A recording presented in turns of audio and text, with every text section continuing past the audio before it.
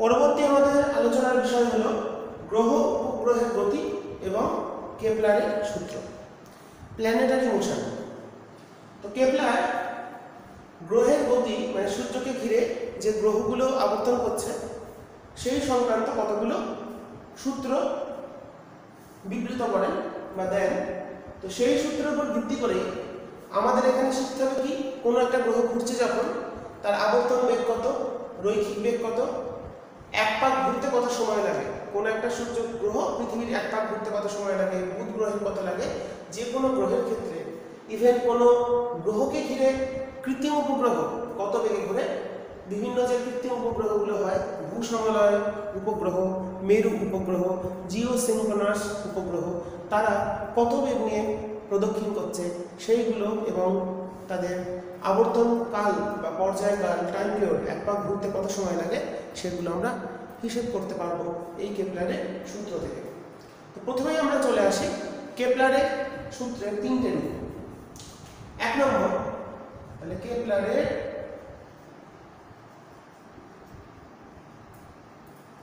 সূত্র।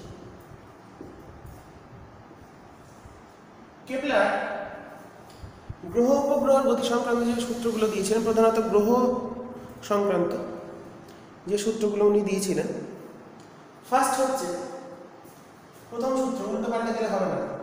এটা কি বলছে, সূর্যকে ফোকাসে রেখে বিভিন্ন গ্রহগুলি বৃত্তাকার বা উপবৃত্তাকার কক্ষপথে সূর্যকে প্রদক্ষিণ করে। তাহলে কি হলো, সূর্যকে ফোকাসে রেখে গ্রহগুলি বৃত্তাকার বা উপবৃত্তাকার কক্ষপথে সূর্যকে প্রদক্ষিণ করে। সেখান থেকেই যদি বৃত্তাকার কক্ষপথ ভাবি, সেক্ষেত্রে যে কোনো মুহূর্তে আমরা সাধারণত বৃত্তাকার পথ ধরেই করব। তাহলে সূর্যকে ফোকাসে রেখে বৃত্তাকার বা উপবৃত্তাকার কক্ষপথে সূর্যকে আবর্তন করছে গ্রহগুলো। 2 নম্বর, একটু কাছে করে দিই, তোমাদের দূর থেকে অনেকের হয়তো সমস্যা হয়। ওকে, 2 নম্বর, হ্যাঁ যেটা বলছিলাম, উপবৃত্ত হলে গ্রহগুলো কিন্তু সব জায়গায় সূর্যের সাপেক্ষে দূরে থাকবে না। সেখান থেকে আমাদের কাছের অবস্থান, দূরের অবস্থান, বা যেটাকে আমরা অপসর অনুসর অবস্থান বলি, আমরা জানি আমরা পরিচয় বলি, তো সেখান থেকে সেই অবস্থানগুলোর বেগগুলো নির্ণয় করা যায়। সেখানে কত দূরত্বের সঙ্গে কীভাবে দুরকম যে দূরত্ব, সূর্যের কাছের দূরত্ব দূরে, কিন্তু আমরা এখানে বেশিরভাগ অংশটাই বৃত্তাকার অংশ ধরে হিসাব করব। ফার্স্ট ল আমাদের কমপ্লিট। সেকেন্ড ল হচ্ছে গ্রহগুলি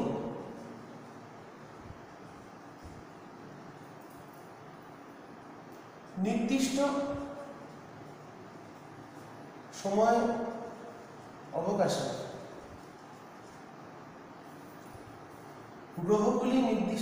অবকাশে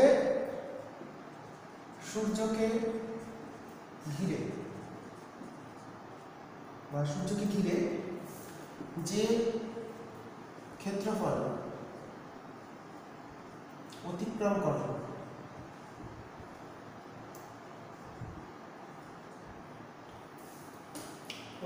করে নির্দিষ্ট সময় যতটা ক্ষেত্রফল অতিক্রম করবে তার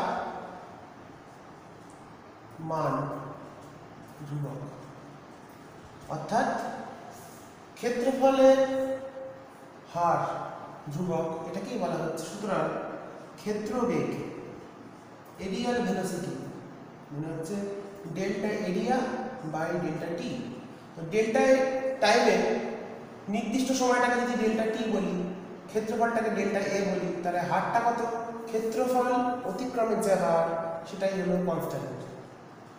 এই সূত্রটা আমরা গাণিতিকভাবে প্রমাণ করব। তাহলে ক্ষেত্রবেগ ধ্রুবক মানে ধরো এই যদি বলি উপবৃত্তাকার কক্ষপথ, ধরো সূর্যটা এখানে আছে, তাহলে তাহলে এখান থেকে বুঝবে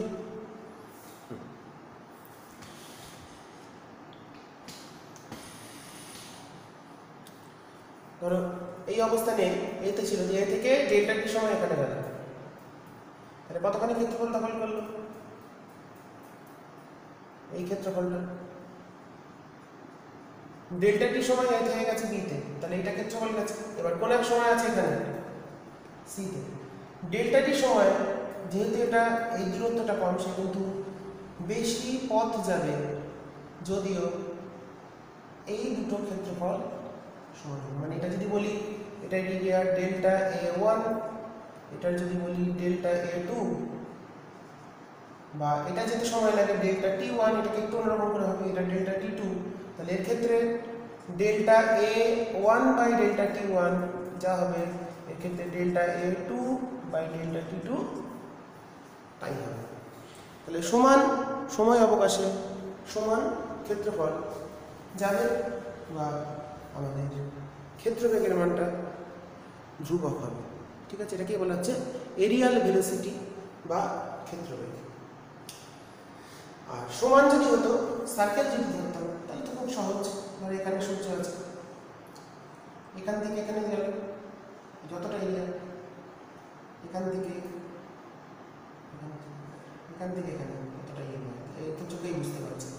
এ থেকে বি তে যদি ডেল্টা টি টাইম লাগে, সি থেকে ডি তেও যদি এটাও যদি ডেল্টা টি হয়, এটাও যদি ডেল্টা টি হয়, তো এই এরিয়াগুলো তো সমানই হবে যদি বৃত্তাকার পথ ধরে। আমি দুটো ছবি দেখিয়ে দিলাম, দুটোর ক্ষেত্রে বিষয়টা স্পষ্টভাবে হচ্ছে। তাহলে এরিয়াগুলো সমান, মানে এইটারও সূর্যকে ঘিরে এখানে যতটা ক্ষেত্রফল, এইটারও ক্ষেত্রফল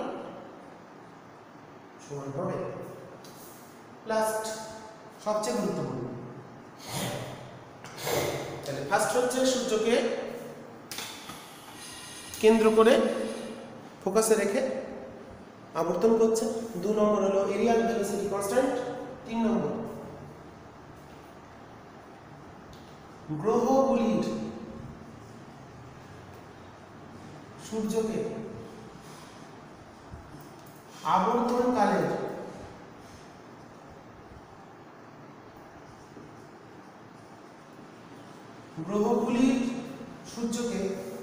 আবর্তনকালের বর্গ তাদের সূর্য থেকে গড় দূরত্বের বা অর্ধপরাক্ষ, মানে এই যে ডিস্টেন্সটা অর্ধপরাক্ষ গড় দূরত্বের ঘনের সাথে সমানুপাতিক।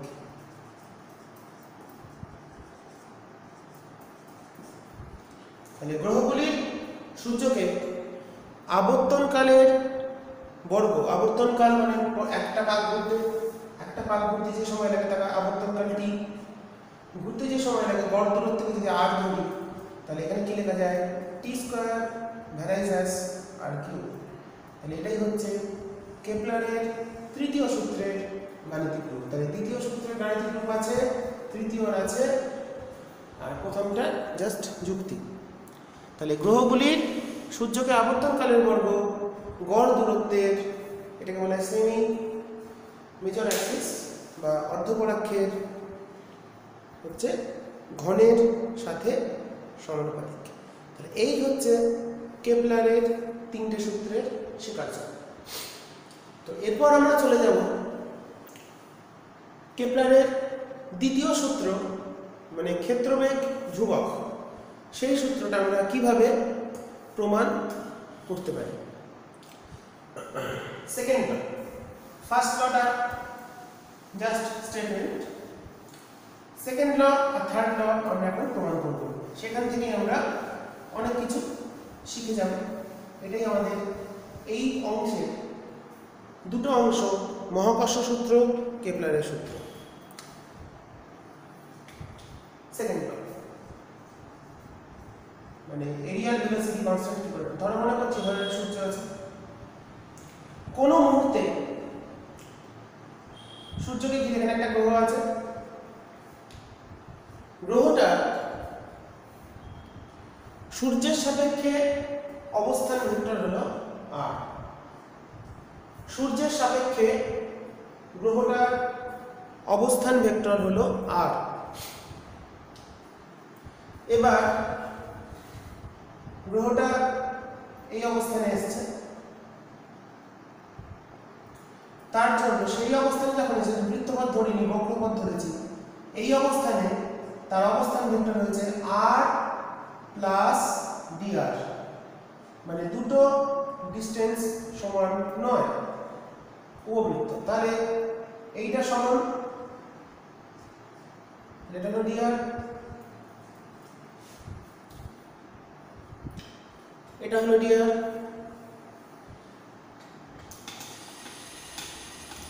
তাহলে প্রথমে ছিল a অবস্থানে, তার পজিশন ভেক্টর ছিল r ভেক্টর, b অবস্থানে গেল, a থেকে b তে যেতে সময় লাগে বললাম dt সময় লাগে a থেকে b তে। তাহলে সে কতখানি এরিয়া কভার করেছে? এই হলো এরিয়া।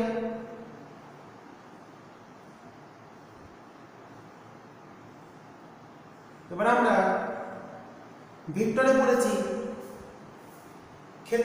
ক্ষেত্রফল বার করা মানে ক্রস প্রোডাক্ট, তার মানে অতএব dt সময় অবকাশে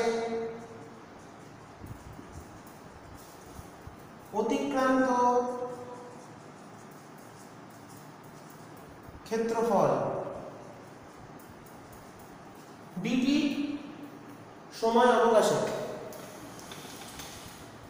কতখানি ক্ষেত্রফল অতিক্রম করেছে সেটা যদি বলি dA, লিখতে পারি হাফ ইনটু, দেখো সামান্তরিকের ক্ষেত্রফল ছিল a ক্রস b, তাহলে অর্ধেক, যেটাকে যদি একটা সামান্তরিক বলে কল্পনা করি, আঁকার মধ্যে জানি না থাকে, জাস্ট বোঝানো যায় সামান্তরিক হলো, তাহলে অর্ধেকটার ক্ষেত্রফল হবে সামান্তরিকের ক্ষেত্রফলের অর্ধেক, মানে হাফ r ক্রস dr। দুটো ভেক্টর দেখতে পাচ্ছি, একটা r ভেক্টর, একটা dr ভেক্টর। আমি এইভাবে লিখে r এইভাবে লিখেছি, ওকে। যেহেতু টাইম ইন্টারভ্যালটা ছোট, সুতরাং ক্ষেত্রবেগ dA dt সমান হবে half r cross dr dt। dr টা কিন্তু সরল, বাট তাহলে dr dt হবে r ক্রস v। তাহলে ক্ষেত্রবেগের সূত্র হলো half r cross v, r cross v মানে dr dt। dr হলো সরল, এটা হলো সরল, এ থেকে b তে গেলে সরল, এটা সরল বাই সময় করলে বেগ বেরোয়।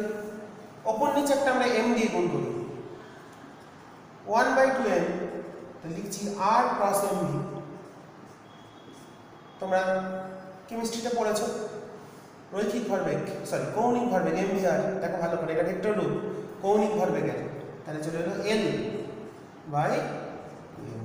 এটা হচ্ছে যেহেতু l equal to r cross mv, এটাকে বলা হচ্ছে কৌণিক ভরবেগ।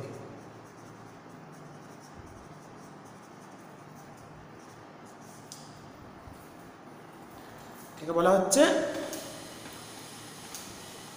কৌণিক ভরবেগ। তাহলে এরিয়াল ভেলোসিটির যে সূত্র আমরা পেয়ে গেলাম dA dt সমান কত, l/2m। এবার যখন কোনো কণা বক্রপথে বা বৃত্তপথে বা যে কোনো পথে ঘোরে, বক্রপথে ঘোরে, তার ক্ষেত্রে কৌণিক ভরবেগ অবশ্যই সংরক্ষিত হবে। এবার কৌণিক ভরবেগ যদি সংরক্ষিত হয়, যেহেতু l কনস্ট্যান্ট, যখন কোনো কণা, এই কথাটা লিখে নেবে, আমি লিখলাম না, বক্রপথে ঘুরবে, কোনো নির্দিষ্ট বিন্দুকে কেন্দ্র করে বক্রপথে বা বৃত্তপথে ঘুরে, তার বাইরে থেকে এখানে কোনো বল প্রয়োগ করা হচ্ছে না বা টর্ক প্রযুক্ত হচ্ছে না। সূর্যকে ঘিরে বিভিন্ন গ্রহগুলো ঘোরার ক্ষেত্রে কোনো বাহ্যিক টর্ক ক্রিয়া করে না। বাহ্যিক টর্ক TORQUE বাহ্যিক টর্ক ক্রিয়া করে না, তার মানে কৌণিক ভরবেগ কনস্ট্যান্ট। কৌণিক ভরবেগ যদি কনস্ট্যান্ট হয়, m তো এমনি কনস্ট্যান্ট, mটা হলো গ্রহের ভর, তার মানে বলতে হবে অতএব dAdt কনস্ট্যান্ট। তার মানে কেপলারের দ্বিতীয় সূত্র কোন ভৌত রাশির সংরক্ষণকে প্রকাশ করছে? কৌণিক ভরবেগ ভৌত রাশির সংরক্ষণ দেখাচ্ছে।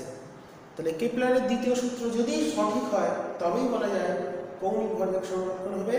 বাস্তব বিভিন্ন উদাহরণ থেকে আমরা দেখেছি বক্রপথে ঘোরার ক্ষেত্রে কৌণিক ভরবেগ কনস্ট্যান্ট হয়। যেমন আমরা বোর তত্ত্বেই দেখো না, ইলেকট্রন ঘুরে যখন নির্দিষ্ট কক্ষপথে L কনস্ট্যান্ট, NH কাট তোমরা পড়েছো, L = mvr = NH কাট। প্রথম শক্তি স্তরে H কাট, দ্বিতীয়টাই হলো 2H কাট, তিনেরটায় 3H কাট, এইভাবে পড়েছো। তার মানে কৌণিক ভরবেগ কিন্তু কনস্ট্যান্ট থাকে। তার মানে এইভাবে আমরা বক্রপথে আবর্তনরত কণার ক্ষেত্রে যেহেতু কৌণিক ভরবেগ স্থির, সুতরাং আমরা বলতে পারি ক্ষেত্রবেগও ধ্রুবক থাকবে। তার মানে কেপলারের দ্বিতীয় সূত্র ক্ষেত্রবেগ ভৌত রাশির সংরক্ষণকে ব্যাখ্যা করে। এরপর চলে আসে তৃতীয় সূত্র, সবচেয়ে গুরুত্বপূর্ণ পরবর্তী প্রমাণ, কেপলারের থার্ড ল।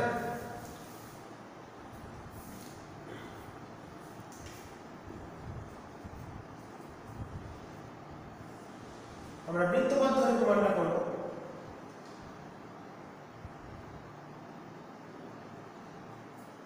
আমাদের সিলেবাসে বৃত্তপথ ধরে প্রমাণটা আছে। তো সূর্য মাঝখানে আছে, সূর্যের ভর m, সূর্যকে কেন্দ্র করে r ব্যাসার্ধের কক্ষপথে একটা গ্রহ ঘুরছে, গ্রহের ভর হলো স্মল m। মনে করছি এই পথে mটা হচ্ছে গ্রহের ভর, ক্যাপিটাল M হলো সূর্যের ভর।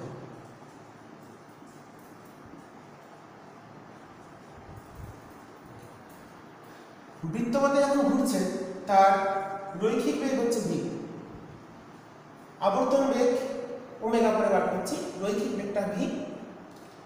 এবার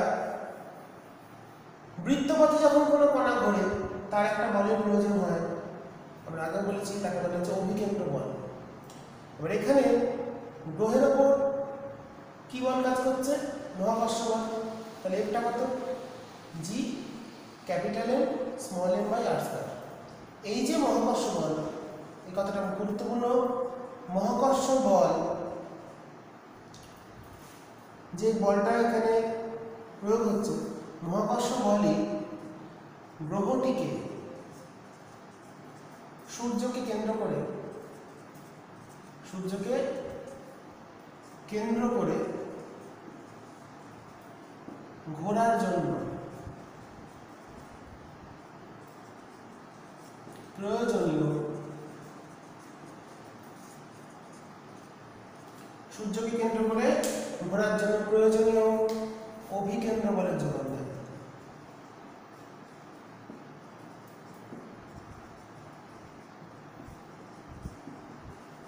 বৃত্তপথে ঘুরতে গেলে যেমন ইলেকট্রন যখন ঘোরে কে অভিকেন্দ্র বলের যোগান দেয়? কুলম্ব বল, তাই তো?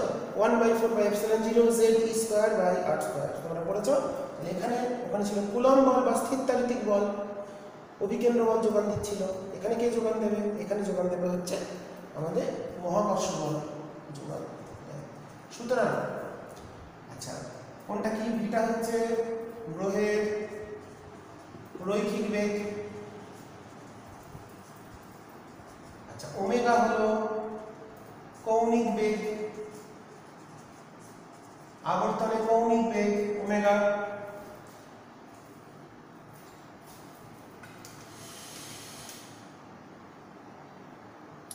তাহলে সুতরাং কি লিখতে পারি? মহাকর্ষ বল G mm by r square, আমাদের অভিকেন্দ্র বলের সূত্রটা দিন কখন করেছিলাম এম ওমেগা স্কয়ার আর, তাহলে এম কেটে গেল, তাহলে ওমেগা চলে এলো root over GM by R cube.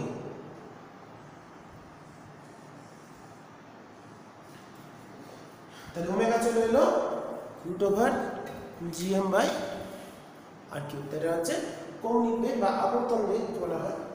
এবার একটা সূত্র ভি সমান হচ্ছে ওমেগা আর, ভি সমান হচ্ছে আর ওমেগা বা ওমেগা আর। তাহলে ভিটা কত চলে আসছে, তো ভি যদি ওমেগা আর হয় তাহলে আবর্তনের রৈখিক বেগের মানটা কত আসছে ওমেগা ইন্টু আর। তাহলে দেখো এটা আসছে ভি সমান চলে এলো, তাহলে ওমেগা কত root over GM by R cube into R. তাহলে এটা ঢুকলে ভেতরে স্কোয়ার হয়ে ঢুকবে, তাহলে ভিটা চলে এলো রুট ওভার জিএম বাই আর। তাহলে এটা হলো রৈখিক বেগ আবর্তনের, কত বেগে আবর্তন করছে তার রৈখিক বেগ। আচ্ছা, এবার চলে আসি আবর্তনকাল, যেটা আমাদের প্রধান দরকার। গ্রহের আবর্তনকাল,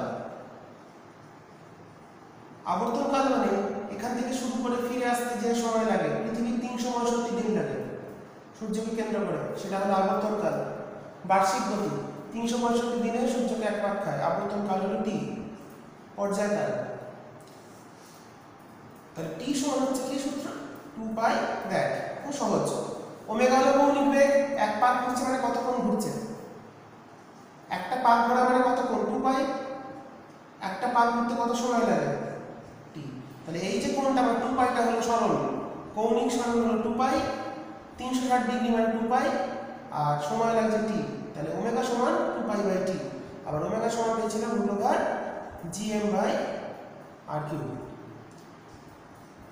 তাহলে টি কত চলে এলো, টি চলে এলো 2 pi root over R cube by GM. এটা হলো আবর্তনকালের সূত্র। এবার এই যে আবর্তনকালটা আমরা পেয়ে গেলাম, তাহলে কৌণিক বেগ ওমেগা মানে কি কৌণিক সরণ বাই সময়। কৌণিক সরণ মানে কতখানি কোণ ঘুরবে, এক পাক খেলে কোণ হলো 2 পাই, সময় হলো টি, তাই কৌণিক বেগ হলো 2 পাই বাই টি। তাহলে পর্যায়কালের সূত্র বা আবর্তনকালের সূত্র চলে এলো T equal to 2 pi root over R cube by GM. এবার পর্যায়কালের যে সূত্রটা পেলাম, এই সূত্রটাকে যদি আমরা স্কয়ার করে দিই, অতএব T square equals to 4 pi square R cube by GM. ভালো করে লক্ষ্য করলে দেখো 4 পাই স্কয়ার বাই জিএম প্রত্যেকটাই কনস্ট্যান্ট, তাহলে T square equals to some constant into R cube, বা এখান থেকেই লেখা যায় টি স্কয়ার সমানুপাতিক আর কিউব। তাহলে এই হলো কেপলারের তৃতীয় সূত্রের প্রমাণ। তাহলে পর্যায়কালের বর্গ গড় দূরত্বের বা ব্যাসার্ধের ঘনের সাথে সমানুপাতিক। তাহলে কেপলারের তৃতীয় সূত্র পড়তে গিয়ে আমরা বেশ কিছু নতুন সূত্র পেয়ে গেলাম। দেখতেই পাচ্ছি এই চ্যাপ্টারে কিন্তু অনেক কটা সূত্র আছে, এখনও আছে, তো আমরা বেশিরভাগ অংশটাই কমপ্লিট করে ফেলেছি। তাহলে এখানে আমরা পেয়ে গেলাম, তাহলে গ্রহগুলির আবর্তন বেগ বা কৌণিক বেগ পেলাম, রৈখিক বেগ পেলাম, পর্যায়কাল পেলাম বা আবর্তনকাল পেলাম, আর কেপলারের তৃতীয় সূত্রের প্রমাণটা করে ফেললাম। ঠিক আছে,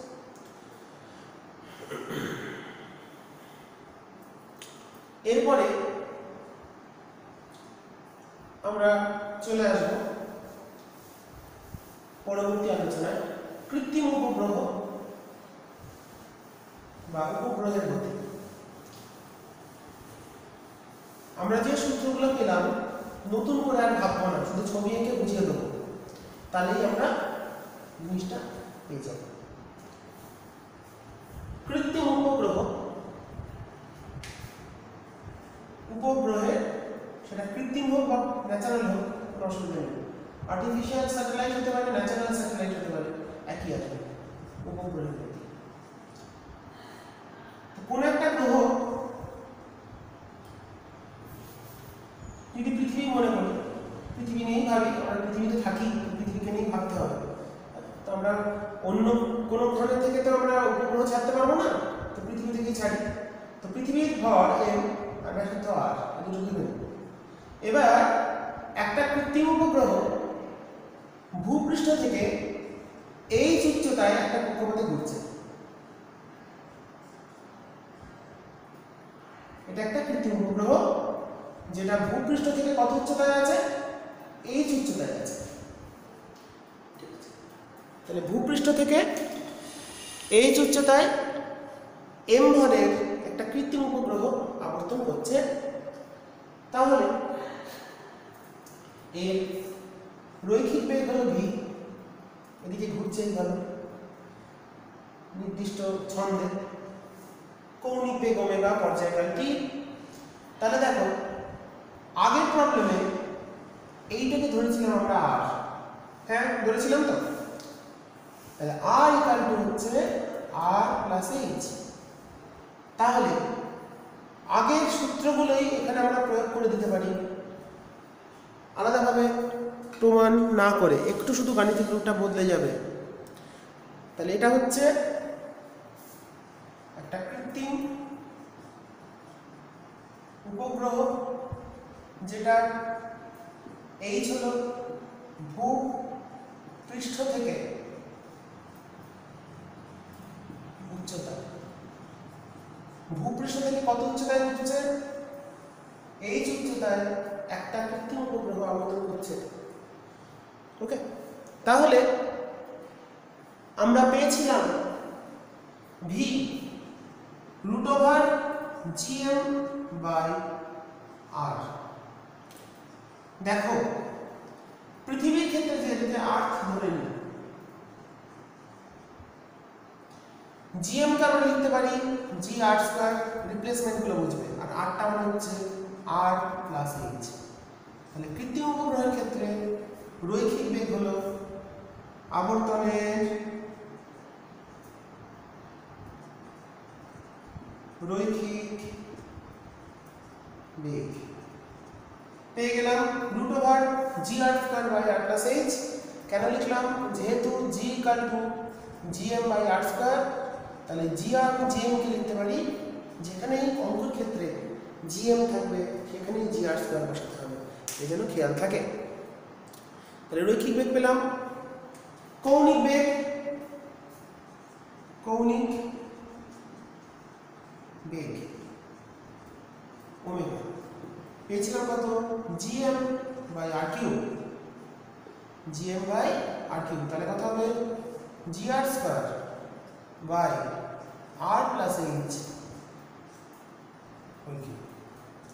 তাহলে এটা হয়ে গেল কৌণিক বেগ। আবর্তনকাল বা পর্যায়কাল, 1 2 আবর্তনকাল বা পর্যায়কাল, টাইম পিরিয়ড t পেয়েছিলাম 2π√r³/gm। এটা পেয়েছিলাম, মান বসিয়ে দিতে হবে 2π√r+h⁴/gm মানে gr²। আমরা এই r টাকে বাইরে আনবো, তাই এখানে বাই r, r² রুটের বাইরে আসবে। তাহলে এটা হচ্ছে আবর্তনকাল বা পর্যায়কাল। তাহলে উপগ্রহ, কৃত্রিম উপগ্রহের ক্ষেত্রে তিনটা পেলাম। এবার যদি স্পেশাল কেস,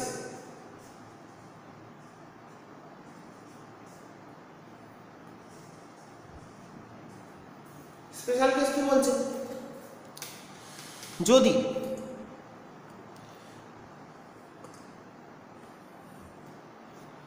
কি বলছে? যদি কৃত্রিম উপগ্রহটা, যদি কৃত্রিম উপগ্রহ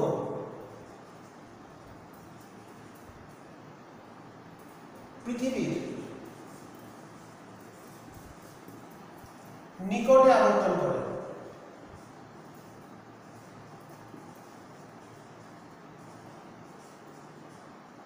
তবে h লেস দেন r, কারণ পৃথিবীর ব্যাসার্ধ 6400 কিলোমিটার। এবার একটা দেখা গেল ভূপৃষ্ঠ থেকে বললো ধরো 1 কিলোমিটার উপরে ঘুরছে বা 5 কিলোমিটার উপরে ঘুরছে, সেখানে কিন্তু এইচটা আর এর থেকে ছোট। তাহলে এরকম কন্ডিশন যদি হয় সেই ক্ষেত্রে অতএব আর প্লাস এইচ যেখানে আছে সেটাকে আমরা প্রায়, এটা প্রায় এক চিহ্ন আর বসিয়ে দেবো। তাহলে পৃথিবীর যে উপগ্রহগুলো পৃথিবীর কাছাকাছি ঘুরছে তার ক্ষেত্রে ভি তাহলে কত হবে দেখো, G R square by R plus H. G R square তাহলে নিচটা আর হলে রুট ওভার জি আর, একটা আর জি, এটা তাহলে এটা থাকলো না, তাহলে আর আর কেটে গিয়ে রুট ওভার জি আর, মানে মুক্তিবেগ যা পেয়েছিলাম তার √2 ভাগ। মুক্তিবেগ কত পেয়েছিলাম √2 জি আর, এটা পেয়েছি √2 জি আর। তাহলে যে কৃত্রিম উপগ্রহগুলো পৃথিবীর নিকটে আবর্তন করছে তাদের আবর্তন বেগে মুক্তিবেগের 1/√2 গুণ বা 1/√2 গুণ। আচ্ছা, ওমেগা কত হবে?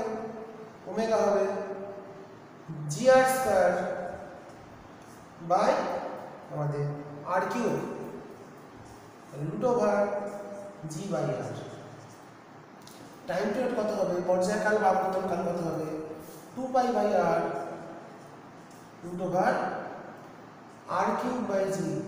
তাহলে দেখো একটা বেরিয়ে এলো, আর কিউব মানে আর √r, তাহলে বেরিয়ে আসলে আমাদের চলে আসছে টি চলে এলো। তাহলে এটা হলো ভি, এটা হলো আবর্তন বেগ, কৌণিক বেগ, পর্যায়কাল হলো 2 pi √r by G. R cube থেকে আর স্কয়ার, আরটাকে আর বেরিয়ে আর কেটে গেল। তাহলে যে কৃত্রিম উপগ্রহগুলো পৃথিবীর খুব কাছাকাছি আবর্তন করবে তাদের ক্ষেত্রে আবর্তন বেগ হলো মুক্তি বেগের 1/√2 গুণ, কৌণিক বেগ হলো √g বাই আর, আর পর্যায়কাল হলো 2 পাই √r বাই জি। ঠিক আছে, এই হচ্ছে তিনটে সূত্র উপগ্রহ বা কৃত্রিম উপগ্রহের ক্ষেত্রে।